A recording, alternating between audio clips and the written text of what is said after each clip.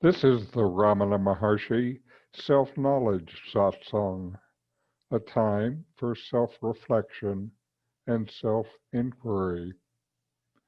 Know yourself and be always free and at peace. Welcome. I'm Richard Clarke, hosting this satsang. I'm a seeker like you, sharing what we love. I've been blessed with years of deep teaching. I bring this to you with this satsang. The background image today is the big temple in Tiruvannamalai, Arunachaleshwara temple. This is the first place that Ramana Maharshi went when he came to Tiruvannamalai. Now I have some more photos that Carol and I took of this place in 2009.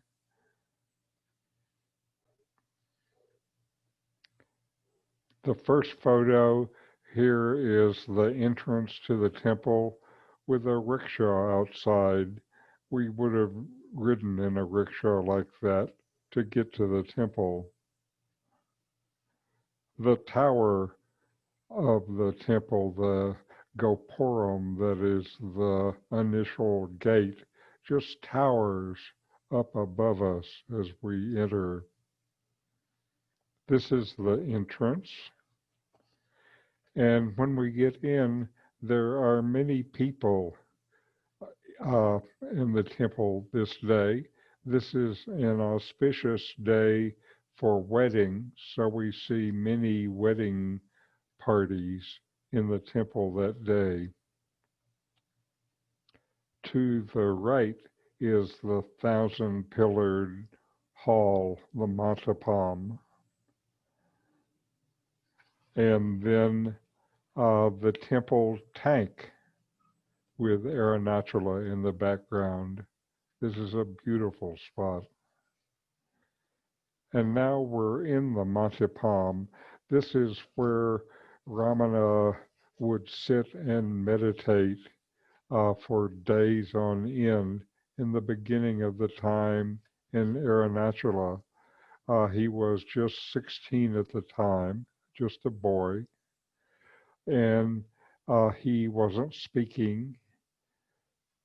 And the children who played at the temple, the boys, started to try to tease this silent boy, and they would throw rocks at him and even walk up over to him and urinate on his back. He ended up trying to find other places so he could sit quietly and meditate. He ended up going down this stairway into kind of a cellar, a chamber underneath the temple. At that time, it was dark and filled with cobwebs and spiders, and the boys were afraid of the spiders, and they wouldn't follow him there. He stayed in this chamber for, I think, several weeks. And if he was eating, it was only because people brought him food and put it in his mouth like you would feed a baby. He had sat in the same place so long that insects had actually burrowed into his legs. When people came and saw him and took him out of this place, they literally had to tear his legs loose from the rocks and the insect nests. Ugh. Now this is a photograph that was made of this 1,000-pillared hall in the time of Ramana, and you could see at that time it was filled with rubble and really was not in use at all. That's why he chose it as a place to meditate. It was a quiet, unused place. After the boys kind of chased him out of the hall, he, for a while, stayed in the temple garden, and he would sleep underneath one of these trees. After that, he went to the place where the chariots, the carts that they used to carry the gods around the temple periodically, and he stayed in there with the chariots for a while. These particular chariots are not wheeled like some of the big ones are, but they would be carried by people walking around the temple. There were many people in the temple that day, and you can see their families there. I believe wedding parties with the women dressed in their finest saris and with their many flowers in their hair, more flowers than usual. You see they're probably sitting around and eating, because they would use a day at the temple like we would use in America a day in the park, to take the family, bring a lunch, and make a day of it. Before we left that day, I got blessed by an elephant.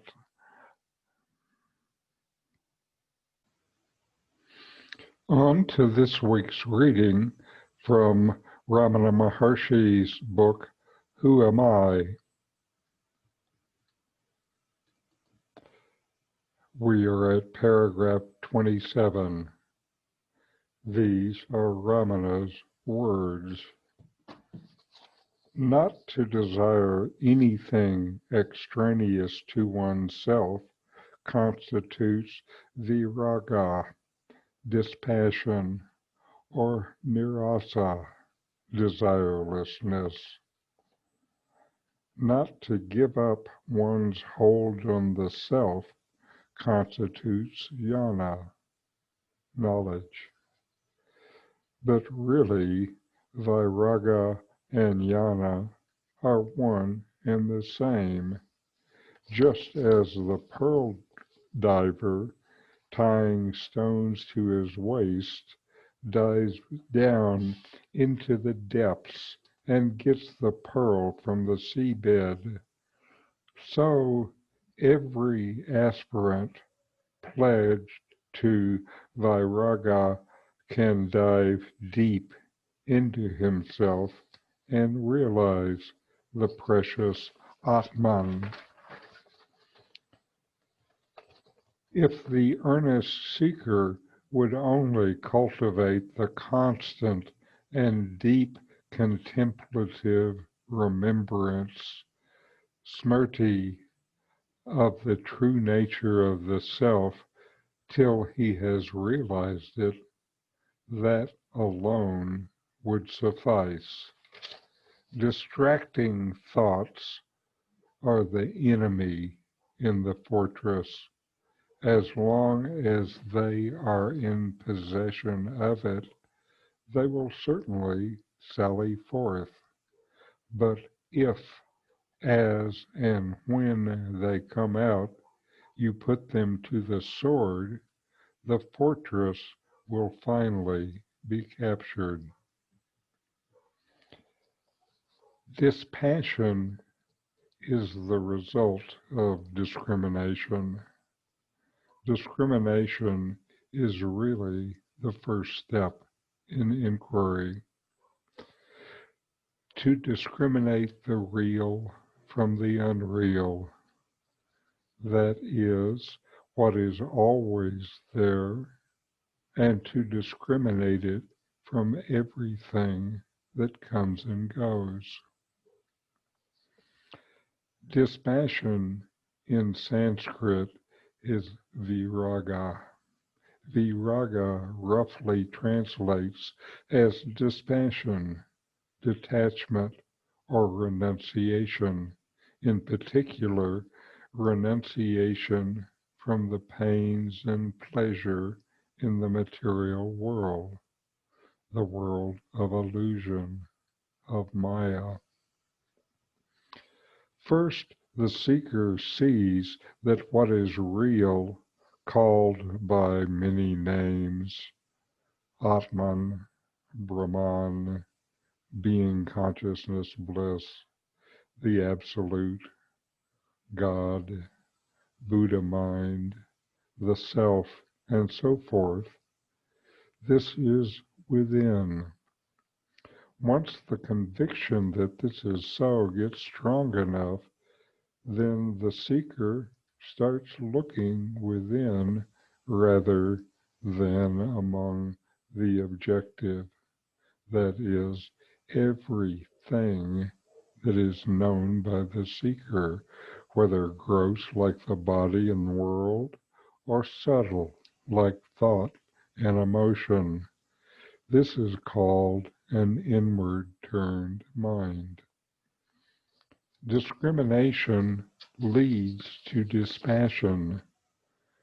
Dispassion really comes from the knowledge of the real source of happiness. Then you give up what you like in favor of what you love. You look for happiness from its source rather than the indirect way, from the objective, from things or people. I've noticed that when a seeker is at this place of practice, the practice starts to have a different motion, with the seeker being pulled into being. From this stage on, practice takes its own motion and has its own momentum. This dispassion or desirelessness turns out to be effortless. It naturally occurs once the seeker's focus turns deeply within. It's what becomes natural. Constant remembrance of our true nature, our self, is another approach mentioned by Ramana. Even here, the seeker is told to keep the focus on the first person, I, rather than all the objects, perceptions, and sensations of the world. Ramana did not recommend japa, which is repetition of a name or a mantra, but mentioned a more internal process, this remembering. Again, distracting thoughts are talked about. As long as they sally forth, his words, they will cause the seeker trouble. The seeker is advised by the reminder to, quote, put them, the thoughts, to the sword, to keep cutting off the thoughts at their source by the inquiry, for whom are these thoughts?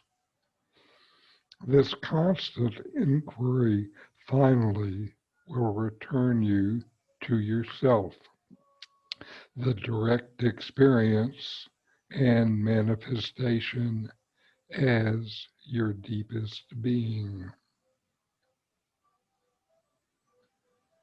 Where does happiness come from? This is worth meditating on again and again until you are certain. Once you see the source of happiness, your focus will naturally be on that. We want always to be happy. Can you ever find lasting happiness in things that come and go.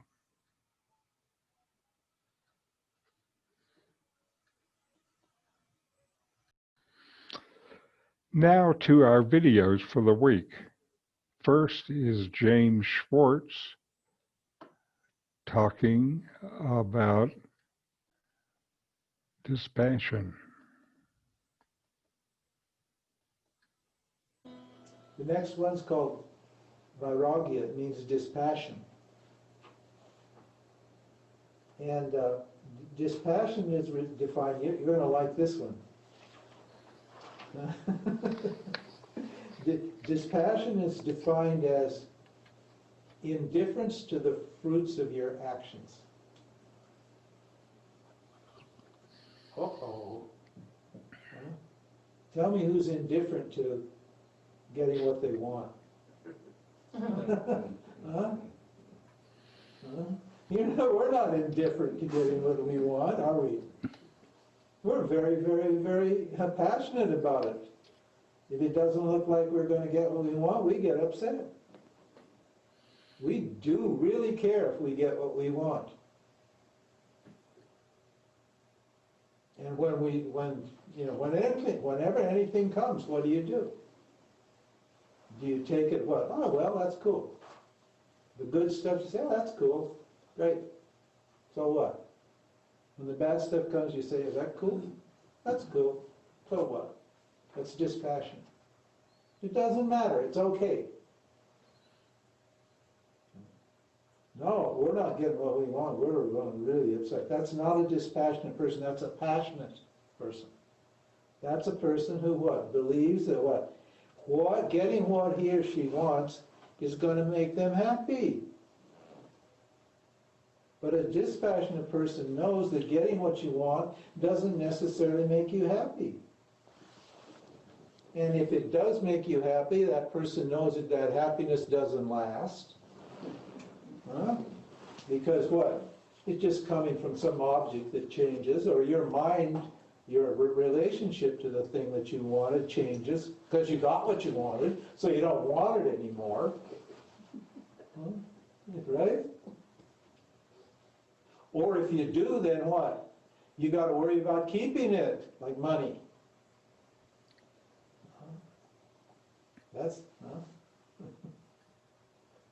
so a dispassionate person takes what comes without going up and down. If you have that dispassion, then your mind is going to be what? Peaceful, calm, settled. Because we need this peaceful, calm mind because why? To investigate, you need something as subtle as yourself.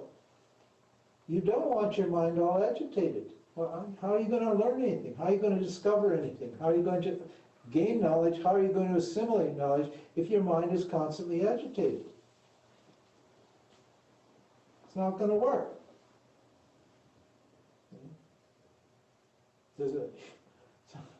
Somebody wanted me to debate one of these, some famous modern gurus.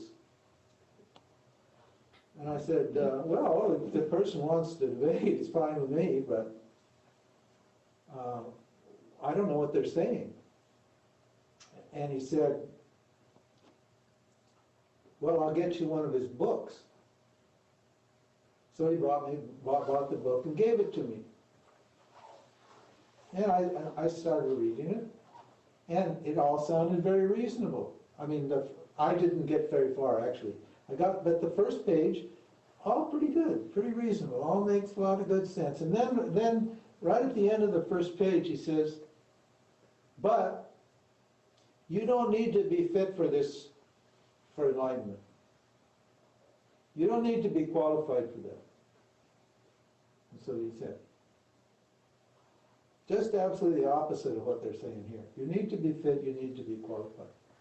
And that's why, there are 400 people going to see him, because he just take anybody in off the street. You just wander in off the street, and you're good to go. And after the satsang, you wander back out on the street, and you're what? You've forgotten it all, basically. Because you're not fit, you're not qualified. So these are qualities of the mind that need to be cultivated, that should be there for a successful spiritual inquiry.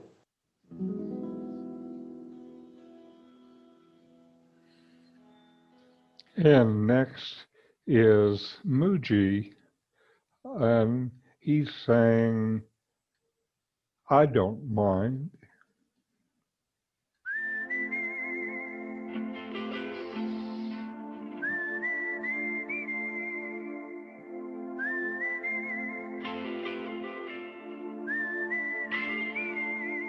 All right, we'll take from you.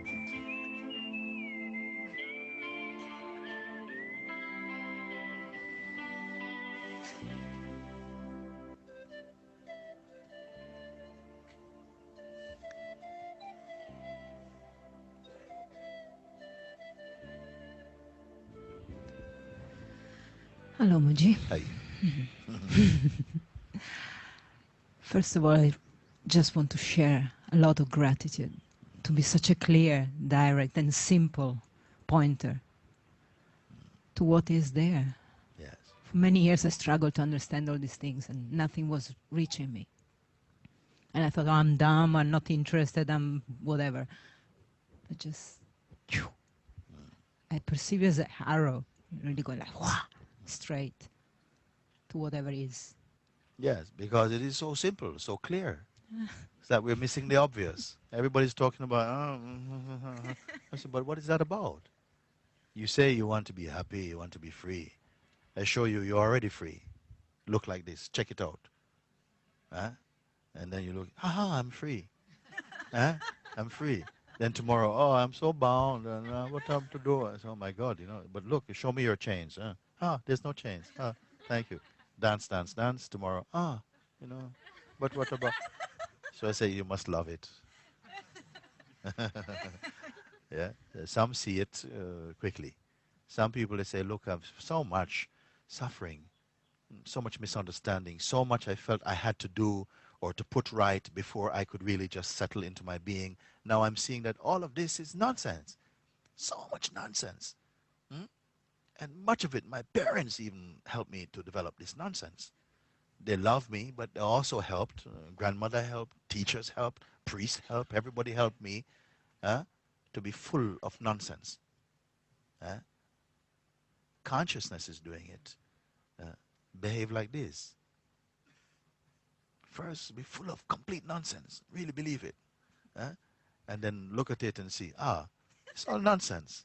And throw it all out. And wow, that was easy. Fantastic. Thank you. Tomorrow. Okay, what to do? Yeah, one of the things that you told me last time I was here is like, you don't need to manage your life. That Yes. really, boom. Yes. Such a sense of relief and freedom Yes. and lightness, like I don't have to do anything Yes. or figure out anything. Yes. Hallelujah. Hallelujah. Praise the Lord. And this is not a kind of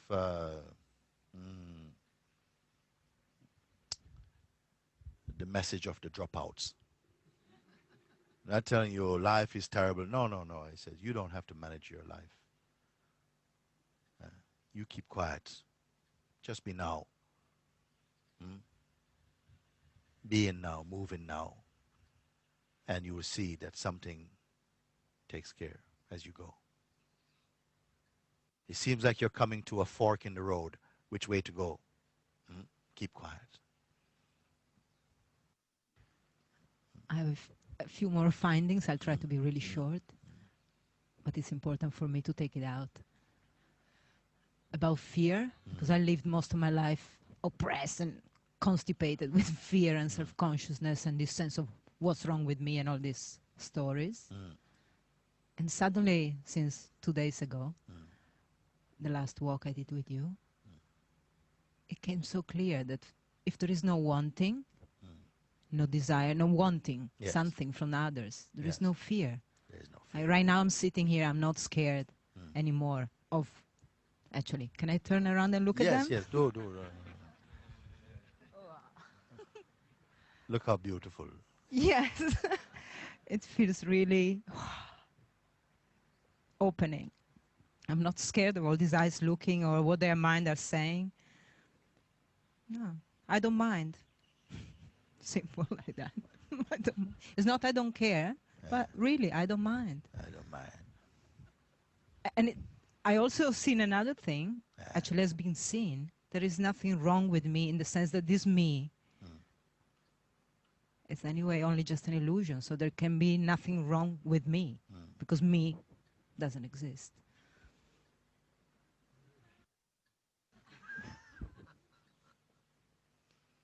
And you're not just telling yourself this. You're seeing. There's a sense of there's me, and I'm like this. When searched for, has anybody found it?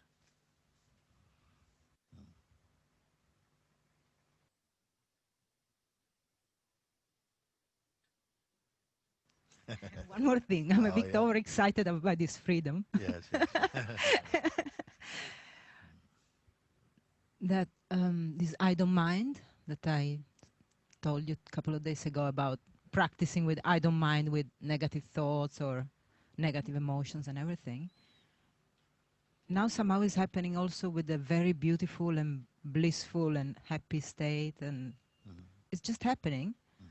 It's like, yeah, okay, this is also not who I am. And in that I find there is a lot of freedom also, because there is not this fear, oh my God, I'm going to lose it. When Muji leaves, what am I going to do? My bliss.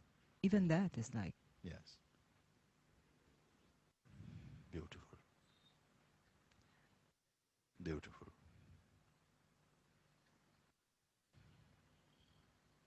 And right now I feel, actually don't feel, there is a love coming that is a new, like unknown quality, because it's not a love towards. It feels like it's a love recognizing itself.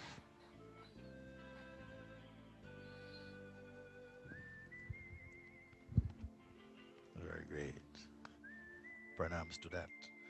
Pranams to that.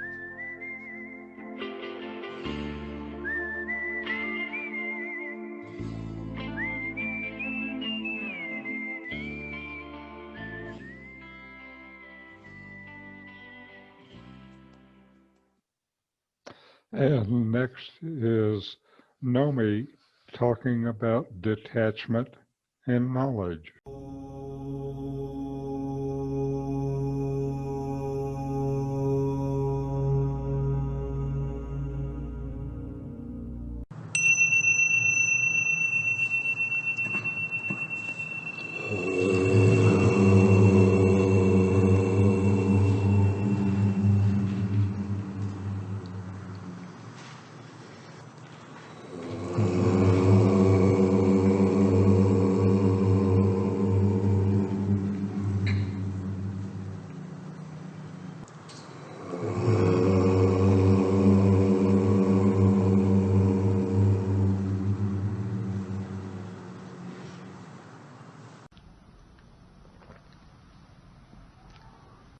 Sri Bhagavan declares that vairagya and jnana are one and the same. Vairagya means detachment or dispassion, while jnana means knowledge or wisdom. They are the same in essence and in their very substance.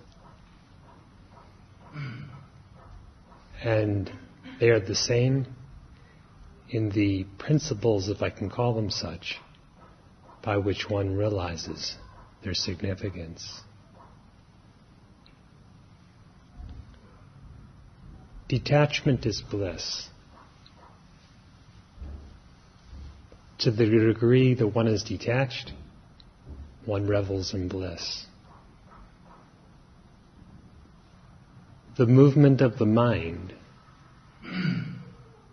confused about the nature of happiness, that manifests as attachment, is done for the sake of happiness, but brings about precisely the opposite result. It is because in attachment one looks outwardly for what is inward. to the non-self for that which is actually the self, bliss.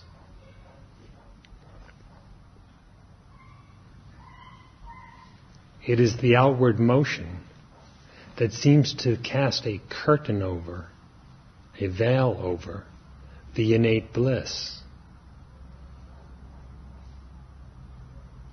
That outwardness is based on the false assumption of individuality, which is hence deficient in happiness, and the securing thus of that happiness from something. When we turn within, recognizing the source of happiness to be within, we get swallowed up, as it were, consumed in the bliss of our own nature.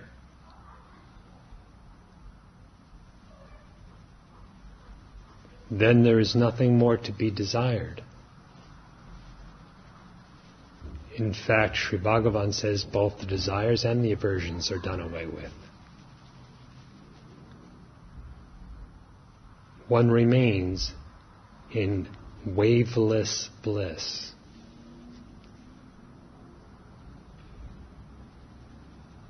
It is a shoreless ocean of bliss,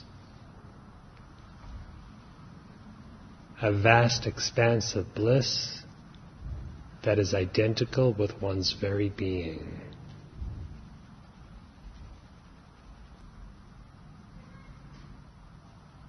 The same holds true regarding knowledge. Indeed, self-knowledge is bliss.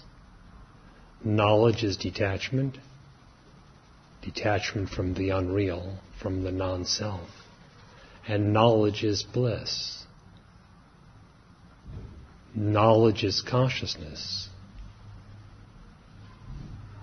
That which is referred to as being and as bliss is also consciousness. Satchidananda, being, consciousness, bliss.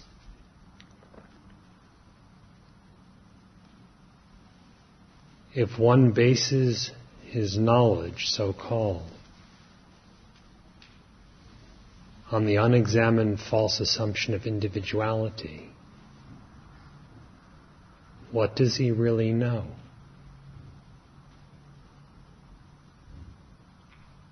He can say, I know this, but what does he know?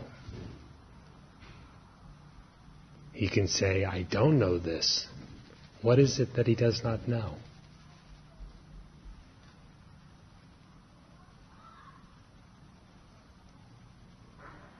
The attempt to secure a knowledge of what is, that is, of reality, when overlooking one's own nature, is silly, pointless. It results only in dreams, illusions.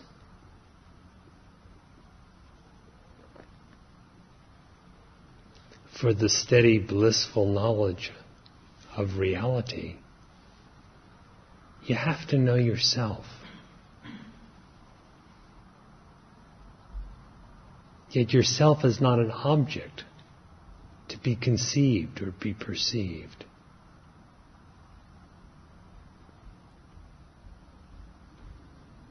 There is a verse in Saddarshanam that pertains to this.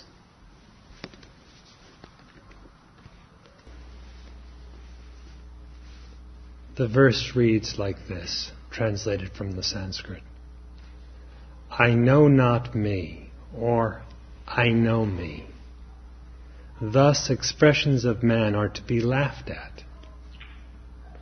From the difference of the seer and the seen, is this self divided in two? The oneness of oneself, that is, the true self, indeed, is the understanding that there are no differences.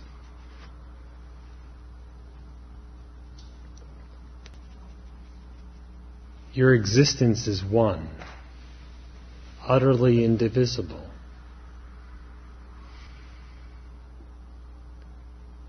So how is it possible for anyone to be ignorant of himself? That would require at least two.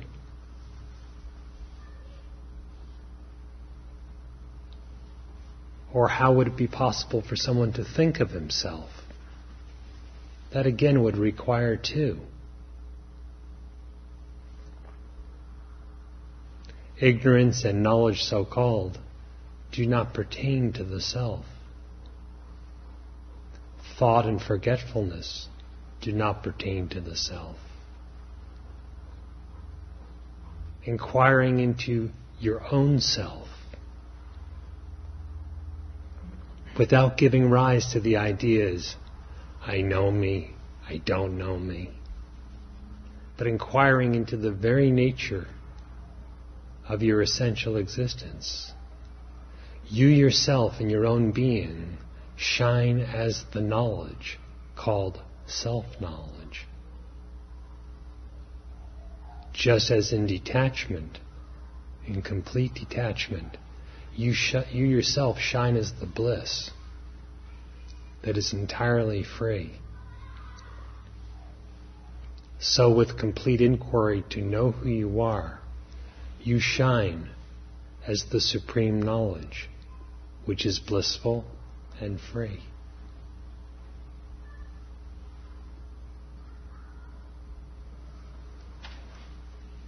Differences are a product of delusion. That is, they are born of imagination and have no reality at any time.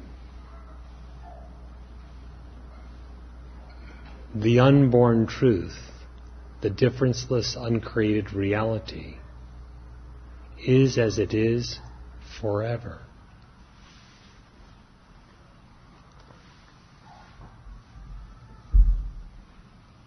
Of all differences, the first to be imagined is the assumption of individuality.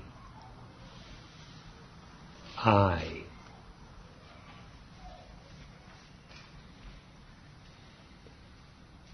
From that single assumption, for that assumption, in that assumption, appears the imagination of all difference, including every kind of misidentification and every kind of attachment.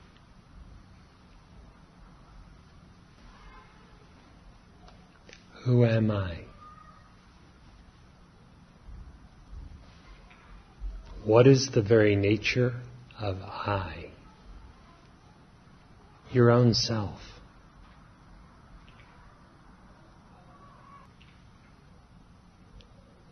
Certainly it is not a body. And just as certain is it that it is not a thought. It is no kind of person whatsoever. Inquire and know the differenceless nature of your very existence, your very consciousness, your very bliss.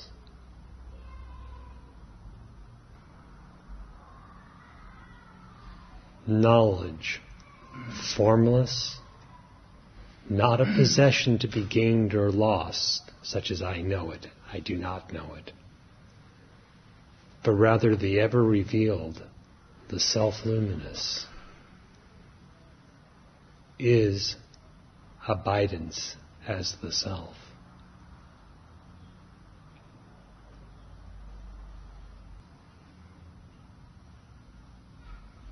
With utter detachment toward all the unreal, with profound knowledge of the non-objective truth, abide in the self as the self.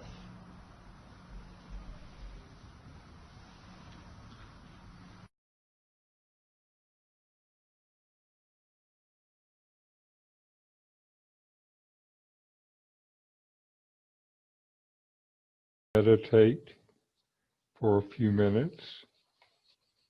Breathe in and breathe out. Notice the breath as it comes in, as it goes out. Take long, slow breaths. Notice the pause between breaths, where an ancient text says, one small self vanishes.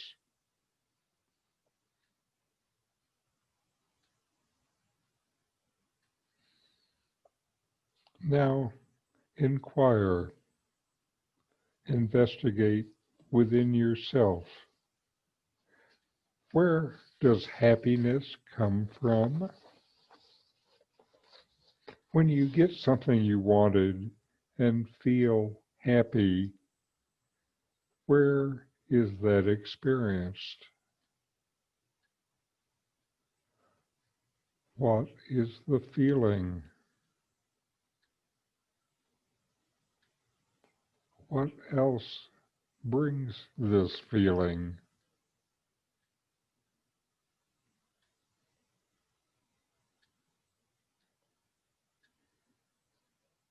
Have you ever had this feeling of being happy when there is no external cause? Where does this come from?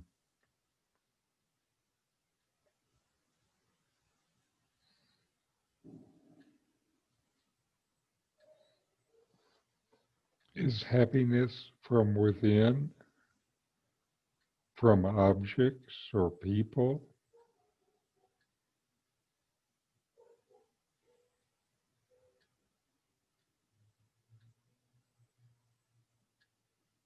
What is the source of happiness?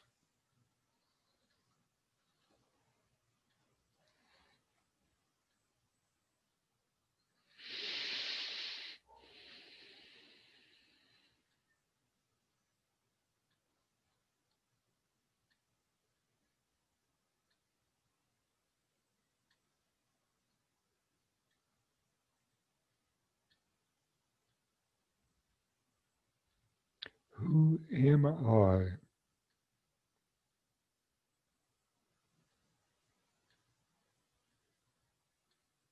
What am I?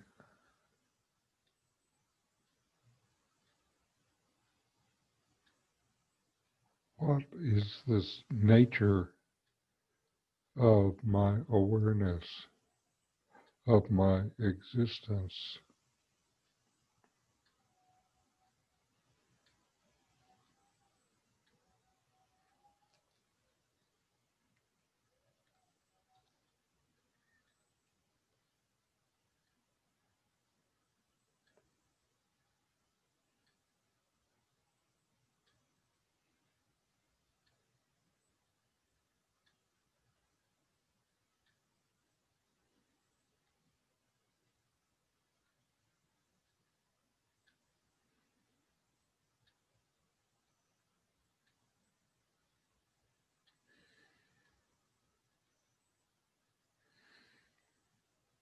All right, let's end with a short chant. Om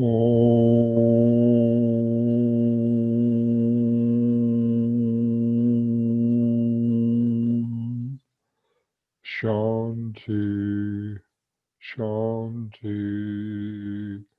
Shanti. Om, peace, peace, peace.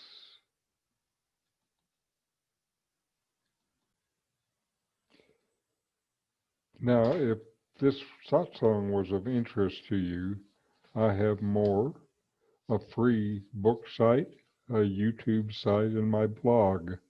The URLs will be on the screen next.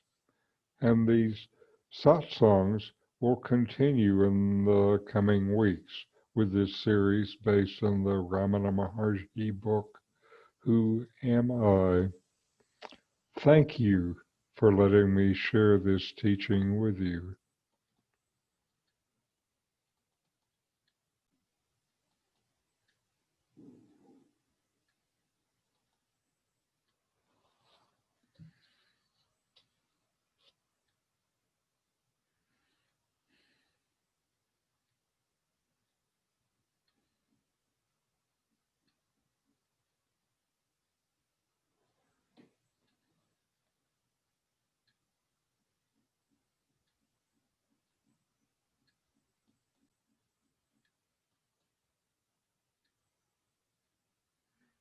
Goodbye.